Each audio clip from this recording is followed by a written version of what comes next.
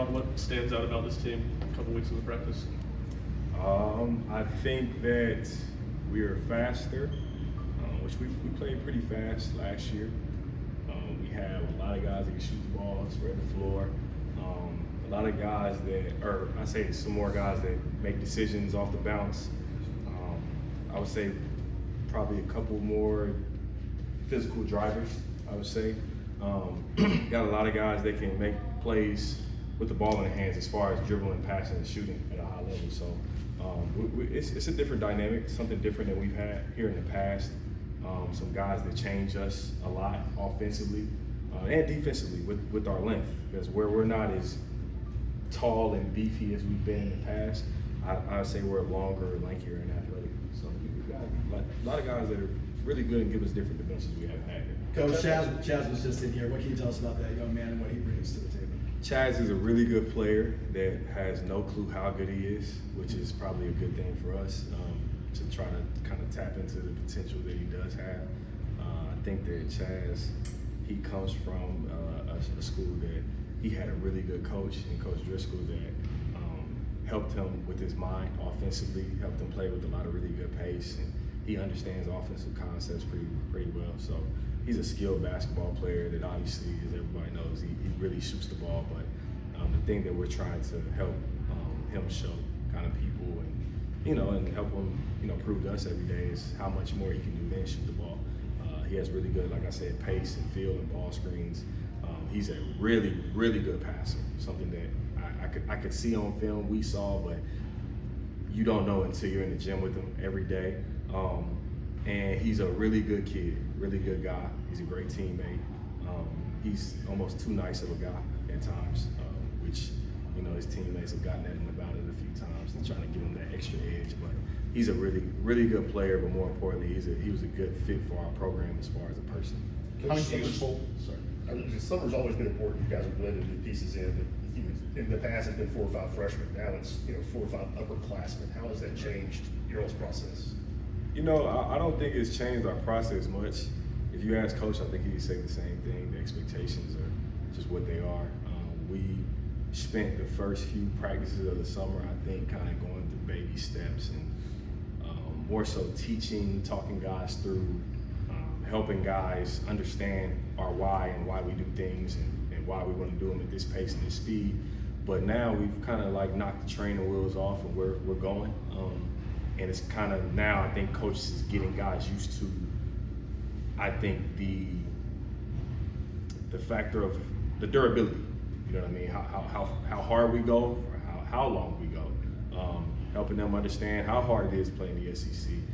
Getting guys playing up and down with each other so they're understanding, just that I would say the pace in which we have to play it night in and night out, and kind of trying to simulate that in practice, which we're doing a pretty decent job of, I think. How useful and effective was the Dalton Connect story transferring to you guys and what he did now that you actually went through a little bit? Oh, it was great. I think it showed that, Coach Barnes obviously is he's coached a lot of really good players in his career.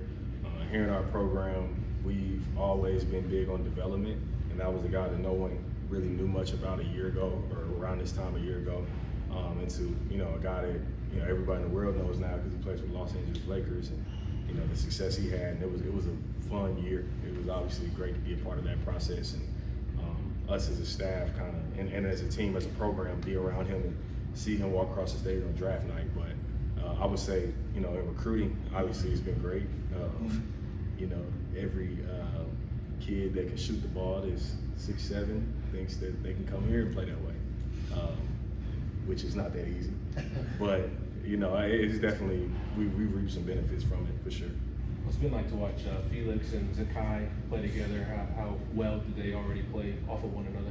Honestly, if I'm being completely honest, watching them play together, you would think they played together for years. I think that they're probably the perfect complement to each other.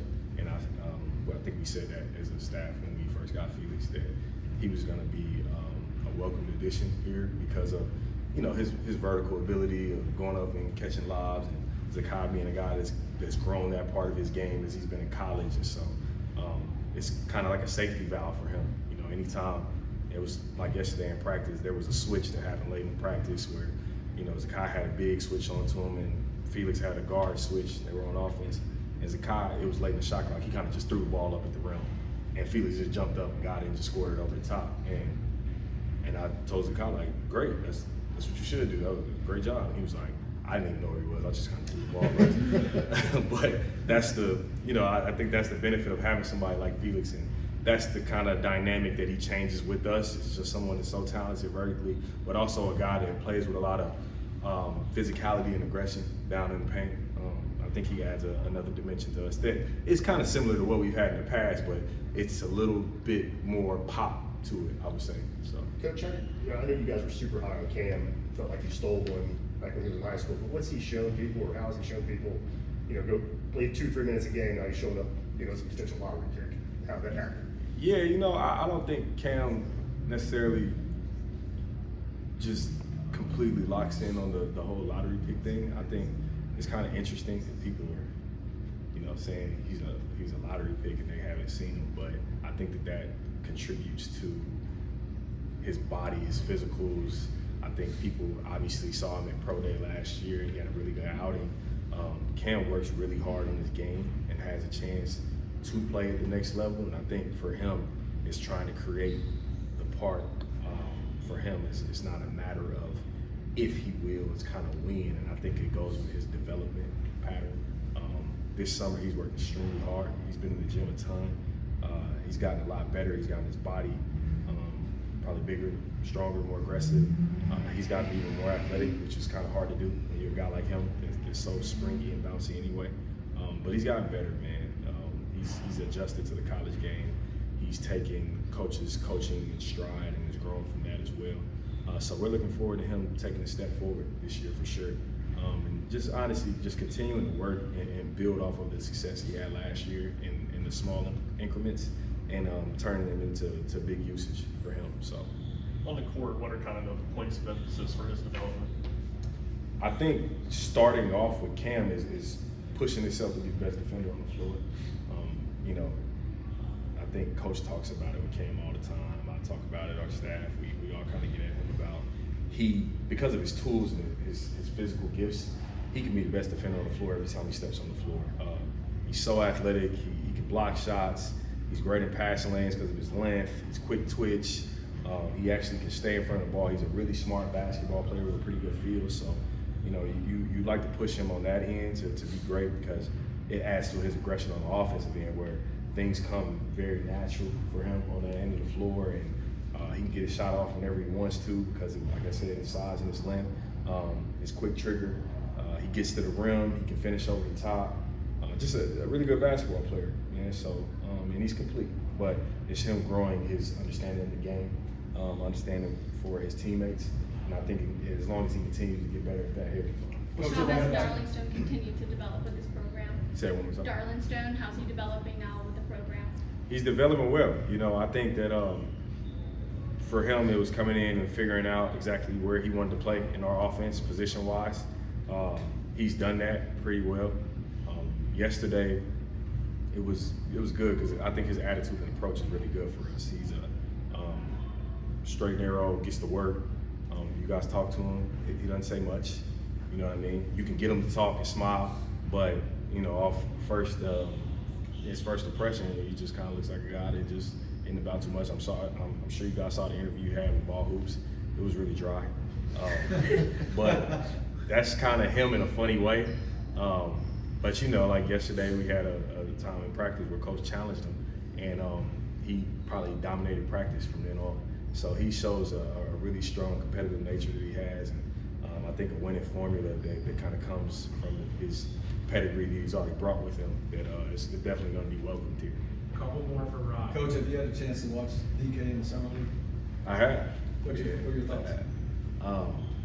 He's not in Tennessee anymore playing defense, so he's got to have his teammates help him a little bit more, or maybe do some things on his end. But I actually talked to him a couple of nights ago, just getting his feel for the NBA game. I thought he performed really well. I think sometimes when people watch Summer League, they want guys to score 40 and just completely dominate every single game. Where with him, he had some games where he was extremely dominant, And he showed his shot making ability and his ability to make plays defensively and make guys better. I think that the thing that I'm most proud of watching him in Summer League is him showing his ability to facilitate and pass the ball. He's done that at a high level, where here you saw it in spurts, but I mean, a guy was averaging 25 in league play, so he wasn't, you know, it was kind of the little dude's job to kind of pass to everybody, right? But he's able to show that and show different parts of his game. JJ Redick has talked to Coach a few times, and he's been super complimentary. Dalton loves him. He's been watching film with him and putting extra time in with him. So I think the thing that the Lakers will love the most is the willingness to work and be better that he's going to have. So I think it's been great. What kind of player do you guys have in Milicic? Igor is different. When I talk about the guys that have changed the dynamic of our team, he's probably one of the main guys that you think about. Since Coach has been here, you know, I'm sure you guys have watched Tennessee basketball.